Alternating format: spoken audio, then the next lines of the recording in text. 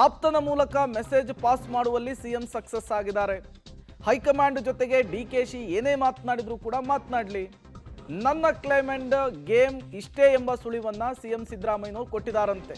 ಸದ್ಯಕ್ಕೆ ಬಜೆಟ್ ಮಂಡನೆ ಮಾಡುವುದಕ್ಕೆ ಅವಕಾಶವನ್ನ ಕೊಡಬೇಕು, ಪವರ್ ಶೇರ್ ವಿಚಾರ ಬಜೆಟ್ ಮಂಡನೆಯ ಬಳಿಕ ನಡೀಲಿ ಎಂಬಂತಹ ತಂತ್ರವನ್ನ ಹೂಡಿದ್ದಾರಂತೆ. ಆಪ್ತನ ಮೂಲಕ ಈ ರೀತಿಯ ಒಂದು ತಂತ್ರವನ್ನ, ಈ ರೀತಿಯ ಒಂದು ಪಾನನ್ನ ಸಿಎಂ ಸಿದ್ದರಾಮಯ್ಯನವರು ಮುನ್ನೆಲೆಗೆ ತಂದಿದ್ದಾರೆ ಅನ್ನೋದು ಗೊತ್ತಾಗ್ತಾ ಇದೆ.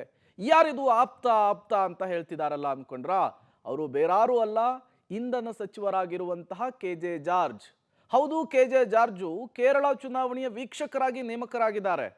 ನಿನ್ನೆ ಅವರು ಕೂಡ ರಾಹುಲ್ ಗಾಂಧಿ ಅವರನ್ನ ಭೇಟಿಯಾಗಿದ್ದಾರೆ. ನಿನ್ನೆ ದೆಹಲಿಗೆ ಹೋಗುವ ಮೊದಲು ಸಿದ್ದರಾಮಯ್ಯನವ್ರ ಜೊತೆಗೆ ಮಾತುಕತೆ ನಡೆಸಿದ್ರು.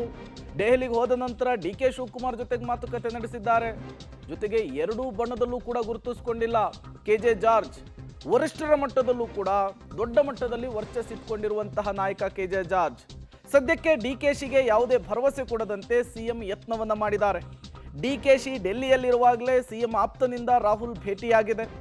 ರಾಹುಲ್ ಗಾಂಧಿಗೆ ಸಿದ್ದರಾಮಯ್ಯನವರ ಮನದಾಳದ ಮೆಸೇಜ್ ತಲುಪಿಸುವಂತಹ ಗೇಮ್ ಇದಾಗಿದೆ.